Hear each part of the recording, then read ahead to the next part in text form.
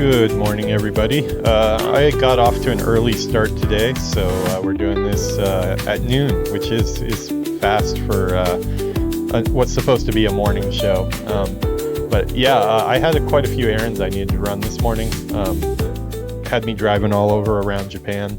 As you can see from the episode title, we're just kind of winging it today. The episode title's Busy, Busy, Busy, which I am. Got quite a few things going on tomorrow, helping a buddy you may know as well, who was on stream with us for the weekend stream, Jerry. He's going to be moving, so going to be helping him with some moving. He helped me when I moved here. That's what good friends do. So yeah, we're just already had our coffee, so I'm a little bit of fraud there. I have water in a coffee cup. Does that count?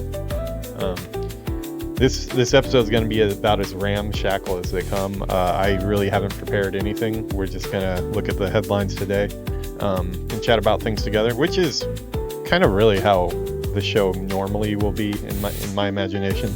Although a lot of times recently I have noticed that there are things that are just on my mind that kind of end up being like a main focus of the day. And then we have the other version of that where I don't plan on talking about something, but then something I see sparks my curiosity or my attention, and then we end up doing a good 15-20 minutes on that. You know, it kind of goes on both sides there. Let me get the right window up here before I show my screen here. I don't want to show you guys the wrong thing. Where did we go? Oh my god, I lost my tab. Yeah, this is what happens. Okay, let me separate this off. I don't really want to put my Twitch stuff up on the screen. Okay, that should be good. Okay, I think I'm gonna get some stuff set up with the game chair today. I might actually get set up so I can stream. I mean, I already can, but I want to have access to OBS and everything over from the chair. So I think I might do some of that today. I've got a couple different streams I want to do. We wanted to do a Void Elf stream last night with Villainous, but the servers came down. Kind of good timing though, because I did coffee chat yesterday in the morning. I did a episode of Lore Master at night for about an hour and 15 minutes. And then just as I was prepping the Void Elf one, the server went down. But in our last episode of that series, we had the same exact thing happen. We seem to always target Tuesdays for some reason, as when our schedules align. It's always harder getting two people on the same page rather than one, and especially when we're on different time zones. He's in the States, I'm here in Japan, so it's not always easy to sync our timelines there, but we're gonna try to get some more episodes of that done. It is lagging behind some of my other series. Last night we shot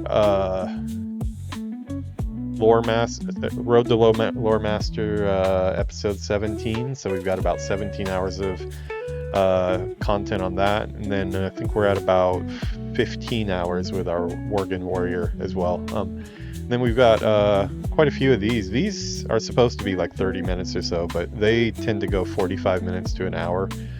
So we just hit 10 yesterday with these. This is our 11th episode, so well, my guess is we're probably at about 10 hours of me talking to the camera, nonsense for some of it. But you know, mixed in with the nonsense, I like to at least tell myself that there's a little bit of wisdom, maybe some really, really smart things that I just sprinkle in there. About once every 3 hours, I'll get a good 30 seconds of good material. But yeah, that's your job to try to find that. I wish the AI model could find that, and I could use that to clip that out and make myself look like I'm dropping all sorts of knowledge here. Clips is something I need to get into. I briefly tried the clip system on Twitch, although from everything I've heard, Twitch is just, the discoverability of Twitch is already so bad, and it has been a slow burn. I think I'm only at like 29 followers right now. I've been doing this like 3 weeks or so. So not really amazing numbers, not really blowing up the charts or anything, but as I've said before, I'm mainly started the channel because I wanted to have a YouTube channel, and the Twitch is kind of just my preferred delivery method for that, the way you can record videos. So as long as I'm seeing slow growth there, that's not a problem. It's probably for the best too for my my gameplay sessions that I slowly ramp up the amount of people in chat just so I can actually handle it and still give everybody a good experience. Like, sure, that's what it is. Tons of people are just banging on the door to get into my Twitch chat, but we're slowly letting them in because we don't want to stress the system. This is just a bit of a stress test, yeah, we'll go with that. But yeah, got some more stuff uploaded on YouTube. I'm trying to do it all at once, which is not really working. I'm also not really sure if that's a good thing or not. I did like 10 videos in one day the other day. Yesterday I only got 1 or 2 up, so it's funny because I'm creating them faster than I'm getting them up, but we still have a big deficit of older content, so probably sometime today I'll probably get 3 or 4 episodes at least up today. Maybe we'll do a different series. I need to create a thumbnail for the Worgen Warrior, or even for Coffee Chat. Maybe we'll get Coffee Chat up there, since that one seems to do okay on Twitch compared to some of the other WoW content. I know not everybody plays World of Warcraft. It looks like the Disney Speedstorm videos I've done did get a decent amount of views. I'm not really sure if it's just a smaller community or what, but I already have been playing that for the last like 2 years or so, I'm gonna continue to stream that as well. Looking to get Dreamlight Valley started quite a bit. We're talking about Diablo 2 duo playthrough with Villainous as well, because he's a IRL friend. He's a really interesting guy. He can kind of go. You give him a microphone, he could probably keep the room entertained for a good hour or 2. I like to think that it's probably a skill he picked up here in Japan. It's where I learned to do it, and you wouldn't think it, but we both had the same experience. But for me, it was really English teaching that gave me the ability to hold a conversation with myself.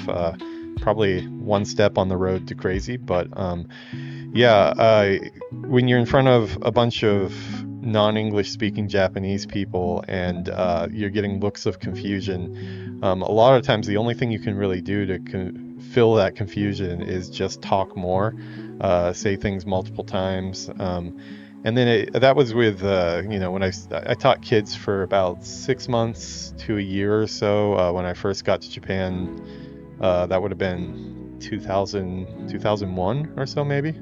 But yeah, I was there for about 4 years altogether, and the first year or so I was teaching children. The following 3 years I was teaching adults, so it was a little bit different, but that also really helped me develop the talking skills, because kind of similar to the kids, like you just get a lot of people like salarymen, which is what we call businessmen here. A lot of businessmen in their 40s, 50s, and upwards, and they just come in and they don't really speak much, but they want you to kind of like entertain them for a good 40 minutes. And extreme cases, not always, but so like the way it would work is I was at a place called GABA Mansuman E Kaiwa, which basically means man-to-man conversation. And that's what it is. It's just you, your student, and a laptop in the middle of a small little table. So you're in a corner of a cubicle, and you're in there for 40 minutes. Ideally 40 minutes. That's what the bookings are. They're for 40 minutes. But the way it works is, as an English teacher, you would just open up your whole schedule for the whole day. That would be, I'd say usually I would say I'll do 12 p.m.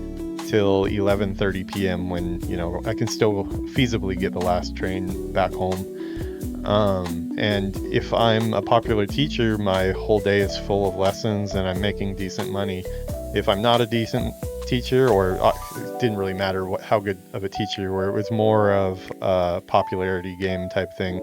Run very, very similar to like a host club. It's surprisingly similar to a host club here. So if you're a popular teacher, you get more students. If you're not so popular, you have a lot of gaps in your schedule. I was a fairly popular teacher. I never got that coveted number 1 spot. I did get number 2 quite a few times, and no joke, it literally is like a Japanese host club. They literally have all of the pictures of all the teachers on the wall when you walk in. I was at the Ginza location for about 3 years. And you walk in the room in the reception area, and they have all the teachers that are currently working there, their pictures. We're all wearing suits and stuff like that. This is not the 44-year-old me. This is like the 21-year-old me that it was about half the weight that I am right now. And we have our pictures there, and then the students pretty much choose the teachers by the pictures. A lot of times it's just pointing and saying, I want that one. So it's kind of like a fish market, I guess, as well. But yeah, they have the pictures ordered in who's number 1 for the month. So I got up to the coveted number 2 spot a couple times, but my schedule was pretty full, which was good. Not great money in that type of an occupation, which is why I stopped teaching English about 25 years ago or so, maybe a little bit more. But I do think that being stuck in the booth with students for that long kind of gave me the ability to hold a conversation with myself, sometimes with the student if they were participating that day. But as I was kind of saying, ideally the lessons are 40 minutes, but there were a lot of times where we would get, I don't know what would you call them, kind of like a super student or something. Obviously pretty affluent. They have money to burn because our lessons were not cheap. I think they were, at the time, this is 25 years ago or so, but they think they were on the average probably about $60 or so for, I'm doing the translation for what the dollar was at the time, probably about $60 for 40 minutes. And a lot of times the students, they would just see your gap of what you had open for the day. And I had a couple students that would actually book me from my opening, which would be like about 12 p.m. I'd come in and they'd already be sitting in the booth, which is a little bit of pressure to hurry up and get there. Like they're there like 10 minutes early. I'm coming in about 5 minutes early. So hurry up, get in there. And then you look at the schedule and you see that you've got the same person for, upwards of 6 hours sometimes in extreme cases. And the system that they had there, it was, I think the students enjoyed it a lot, but they had their own textbooks that they were pushing there. So they had the GABA brand textbooks, but then they also had the option of if you want to just have free conversation with the teacher, which we didn't really get to have a say in that. But as soon as they come in, the very first thing we're supposed to do is we're supposed to ask them, do you want to do the textbook today, or would you like to have free conversation?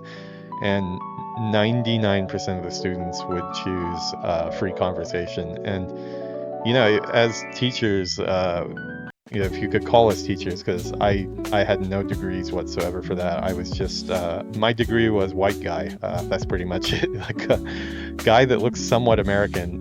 That was my credentials. It kind of sucks too, in that factor, because I assume it's probably still like this, but like I had some Japanese friends that were from America.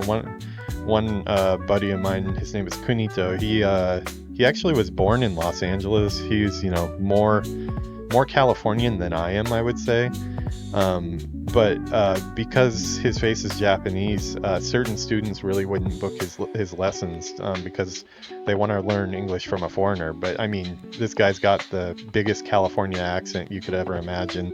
Of course, also on top of that, he has fluent Japanese, which could come in handy, for understanding the students. At this school, we weren't ever allowed to speak Japanese to the students, which at the time I really didn't speak much anyways, but it was just a rule. We never let them see us speaking Japanese, because if they see that once, then every answer coming in, or every time you ask them a question, they're going to try to default to Japanese and get you to take that as an answer. But it really does help if you can understand Japanese, because you can listen to where they're fumbling, where they're getting stuck on, because a lot of times they'll be verbalizing everything. And you can kind of hone in on that and go, okay, well, I'm not going to reply to you in that, but I'm going to push the conversation in English in a direction that maybe might lead you to an answer to what you're struggling with. So having a Japanese teacher would be a real boon, I think. But a lot of it is just chosen by what you look like and where you're from. There's also the issue of a lot of teachers that have really heavy accents wouldn't be chosen for that reason too. I mean, some of the teachers had such heavy accents. Like I had some Australian friends that I hardly understood what they were saying sometimes. It really seems to depend on where in Australia you're from. The accent gets really thick, but all that is taken into consideration when they choose their teachers. And me being Californian and kind of having, I think California is kind of like the basic English, as basic as you can get, kind of. I don't know where else would be more basic than that. It seems like just kind of the standard chill. I don't think we have a really strong accent, so people in Japan do tend to say that I'm really easy to understand compared to other foreigners. So yeah, you get one of those six-hour lessons, and you're stuck in that booth for 6 hours with that person, aside from short coffee breaks and things like that. And most of those students, they all want to do free conversation for the whole time, and like it's literally it's your one-man show. You're supposed to sit there and entertain them. I don't want to say like kind of like a monkey, but actually kind of like a monkey. It's like do your dance and make that money. So that's what I did for a good 3 years or so, and I think one of the main reasons I wanted to stop doing that is because that's the way the system was, and obviously all of this is tied to money. If you are able to hold conversation well and they feel like they've learned something during the lesson, they're likely to book you again. Hopefully not for 6 lessons at a time, but possibly for 6 lessons at a time. And if you get good reviews, then it's going to spread around to the other students, and that just means that the time you're opening your schedule is fully booked. That's like the main goal. But it does teach you to kind of be able to talk to yourself and try to entertain. But the thing that I hated most was just hearing myself talk, because I would tell the same stories every single day. Because you're looking to get a reaction out of them. You're looking to build a relationship with them and get them to laugh and things like that. So a lot of times you end up saying the same things multiple times in the same day, telling the same stories, and after a while I just got really tired of listening to myself talk. I hated it towards the end. I was just so done with being an English teacher, and that's one of the main things. That and turning 25. When I hit 25, I was kind of like, what am I still doing as an English teacher? I haven't really figured out what I'm doing back in America, because I did have plans to go back to America at the time. I had no ideas of joining the game industry yet, but that's what one of the main reasons that I did finally decide to go back. Kind of done with doing the whole GABA, sit in a cubicle and talk all day, and wanted to go back and figure out what I was going to do with my life, which was good, because that's as soon as I got back, I did about 6 months of a horrible job doing electrical work, and I'm not a outdoors. I drop tools. If I'm holding a tool, chances are I'm going to drop it while I'm trying to use it. I'm not good with my hands in that way. So I did that for 6 months until I got the interview with Sony Online Entertainment to work on EverQuest, which was great because I was playing EverQuest at the time. But it all kind of weaves together. It's like I felt kind of bad about leaving Japan the first time, but ultimately it was the right thing to do. I wouldn't have a career in the game industry if I had not gone back. And then later on in life, like there's kind of two paths that my life really took. There's the learning Japanese, being in Japan path, and then there's the what came later, the art path within the game industry. Because after I got back, I did 4 years at Sony as a translator for English to Japanese on EverQuest 1 to Star Wars Galaxies, a bunch of different games. Before I went back to school, so had about, when you put the 4 years in Japan and the 4 years of translation, had a good 8 years or so of going down the Japan path. Ended up going back to school for art, so I got my bachelor's degree from the Art Institute of San Diego in game art and design.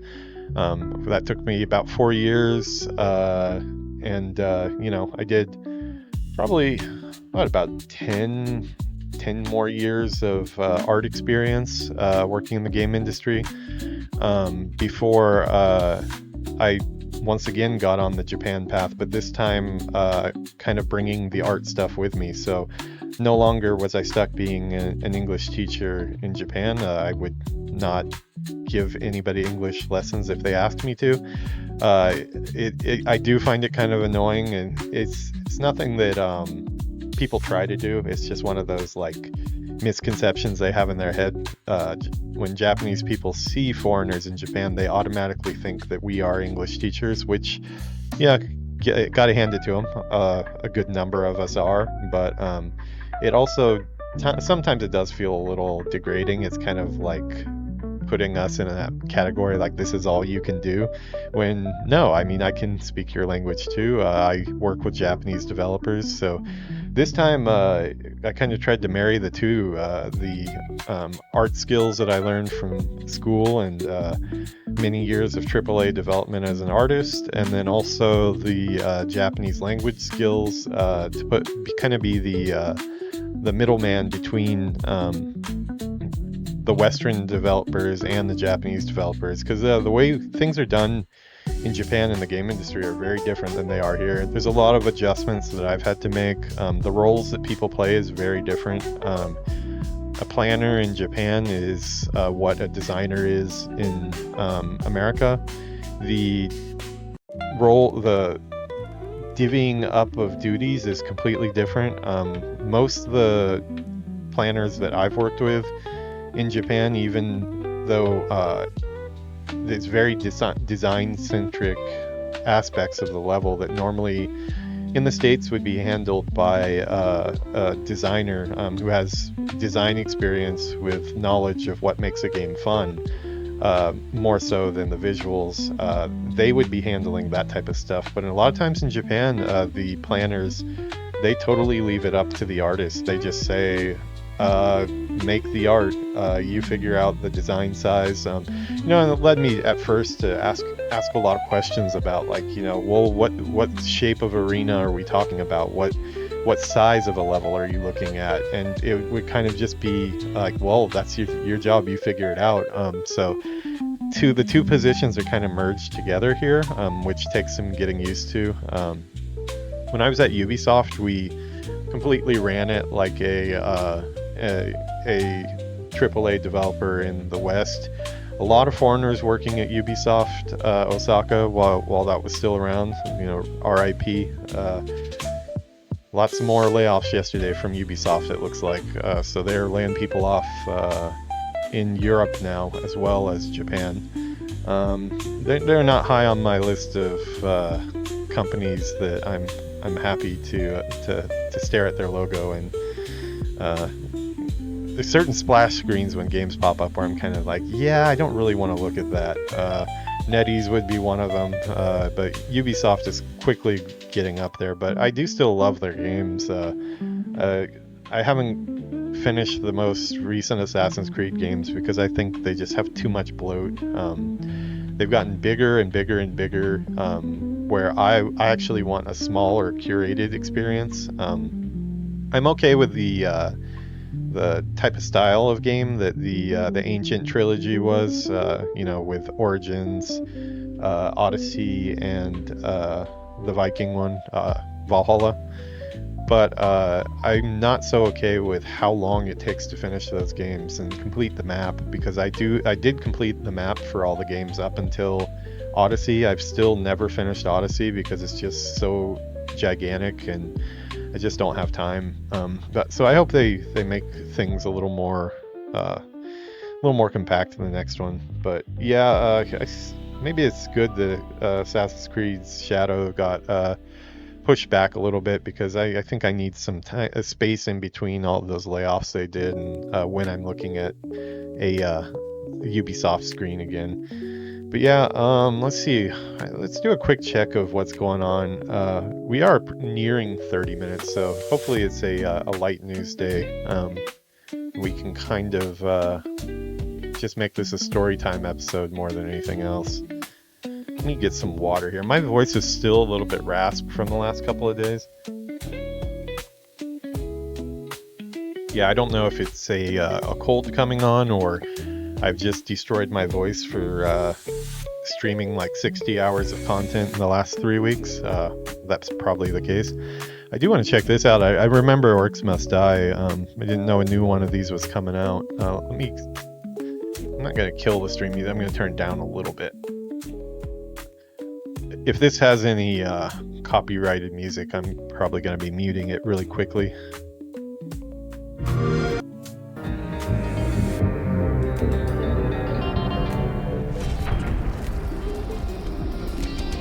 Nice intro.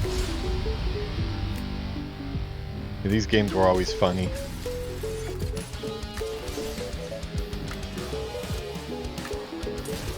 I killed my stream music. Actually, it's a little jarring together with this.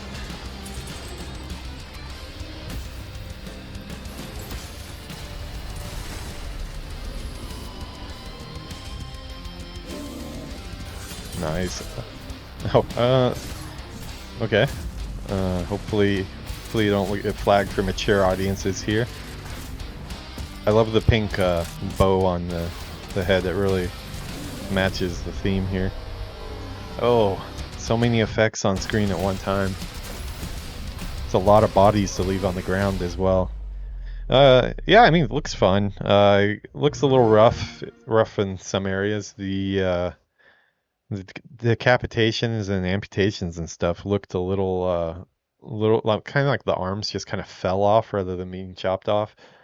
It's another thing about Assassin's Creed Shadow. I just saw a story yesterday that Assassin's Creed is going to be Shadows is going to be censored in Japan here, which kind of sucks, because apparently they're taking out the amputation toggle, which, I think is, if they have a toggle, that should be good. You can turn it off if you don't want it. You can keep it on if you do. And I'm not a person who really likes grotesque stuff or anything, but like if I'm playing a samurai game, like that's literally what's going to happen when you chop somebody with your sword. Remember the Jedi games, what was it? The ones I'm blanking on the name. The one that was half first person shooter and then also had lightsaber combat with third person. Um, I'm blanking on the name.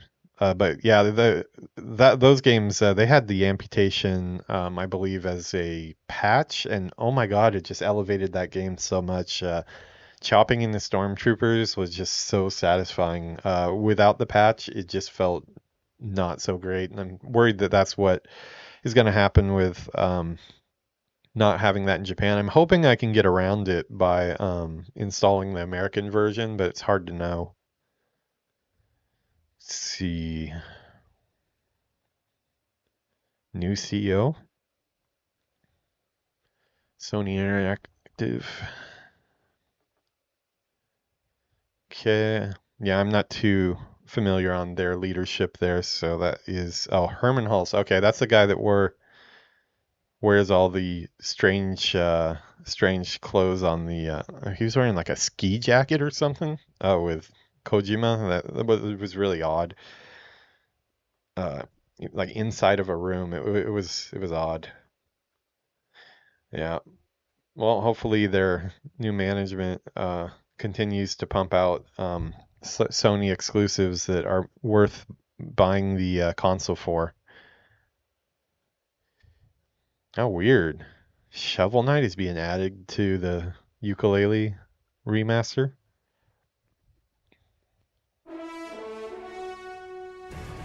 Probably put this pretty low because it might have some copyright music in there. Yeah, I ukulele was a tough one. I didn't kickstart it myself, but I was really following it closely because I love platformer games, especially 3D platformers. And I was really looking forward to the team that did Banjo-Kazooie getting to do another game, basically the same. And I was very, very underwhelmed when I got my hands on it. I think pretty much everybody was. I kind of got panned in the reviews. It didn't really feel like Banjo-Kazooie even. Um, yeah, I don't know. Maybe the replay is better, but I'm kind of interested in this here. What is this? All right, so here's the deal. You've Bellular. probably seen this German survey making the rounds, and for good reason, because the implications it carries are pretty damn heavy. And not just heavy, they're Okay, actually I think I saw exciting. this. So, Yeah, assuming it's this is just not this is just a survey that went around. They had some questions like, "Hey, what do you think about a engineering based class and things like that?"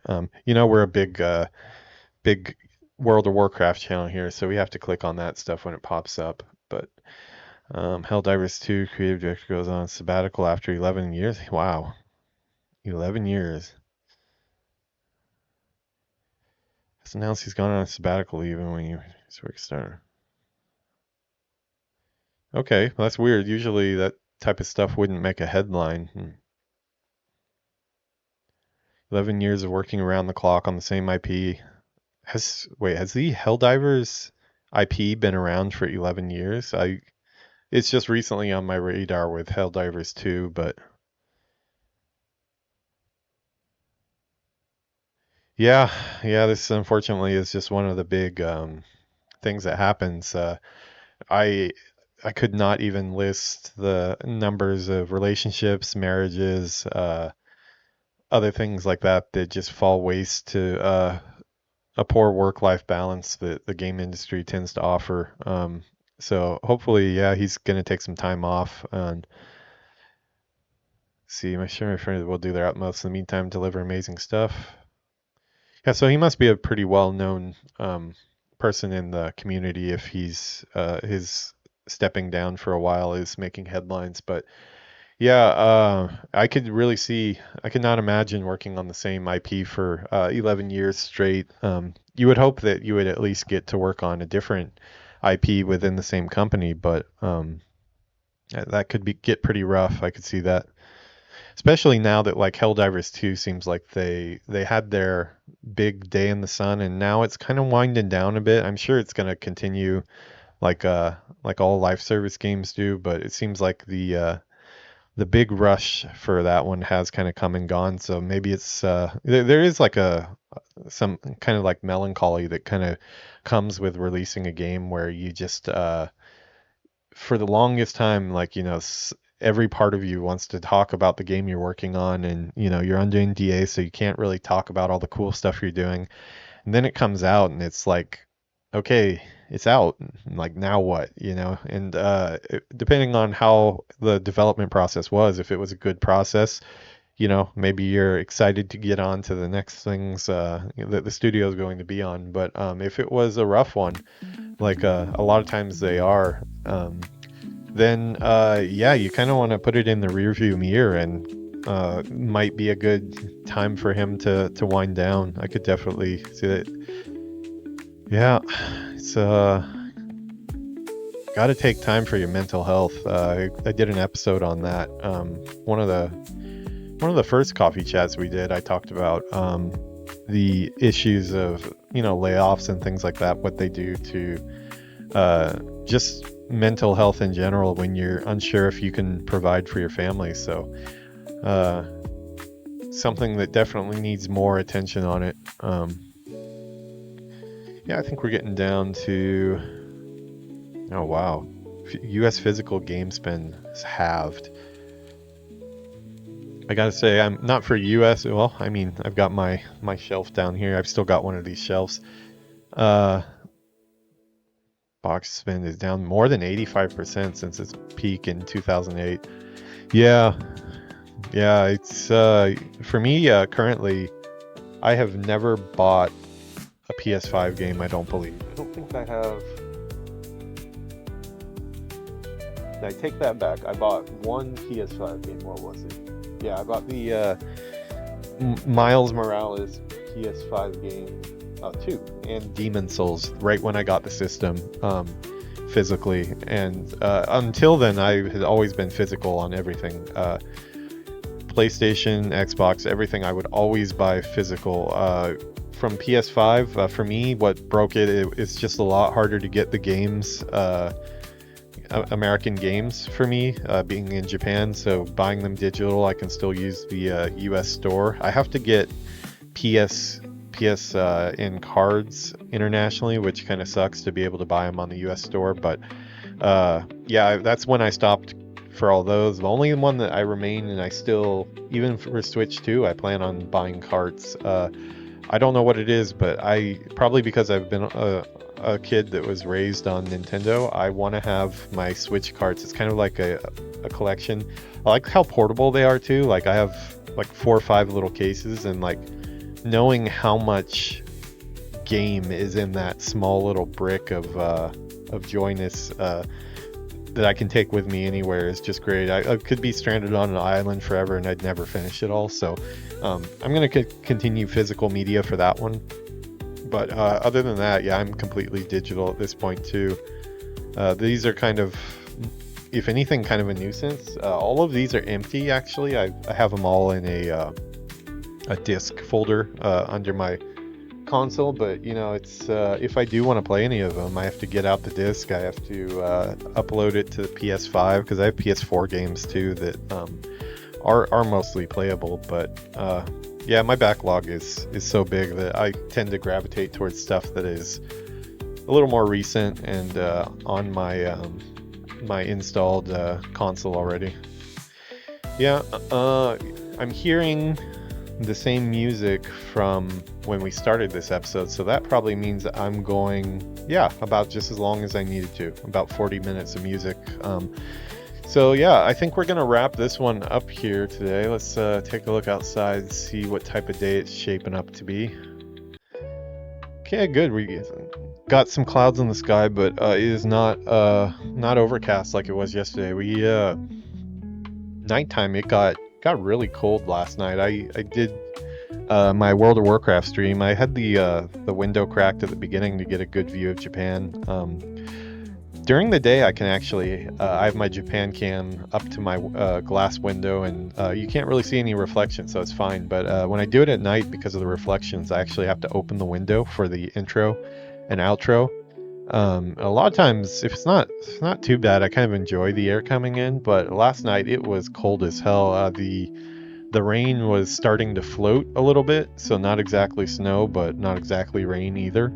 And I got my opening shot for the show. I got up and I closed my window, and I think we closed the show with some Japan views with reflections over the top of them, just because I was too lazy to go up and change it. But looks like we're pretty clear today. I'm gonna try to get a walk in. We've been trying to get back to walking, me and Yuki.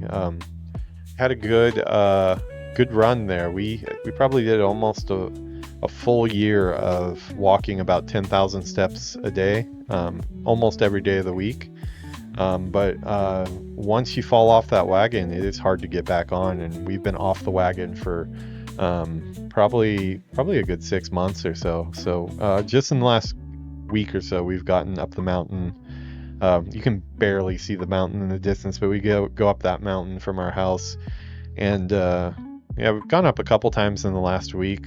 We missed yesterday, but we're gonna try to do it today. So I'm gonna go ahead and check out for at least for the afternoon here. Thanks for coming for the vibes, staying for the zug zug, like we always say. Got a monorail to see us off there. I hope all of you have a great day. I'm gonna go ahead and let the music take us out. I will be back later later tonight, maybe later this afternoon actually, Japan time, for some more streams. Haven't figured out what we're playing yet today, but we are going to be playing something. So I will talk to you guys later. Peace out.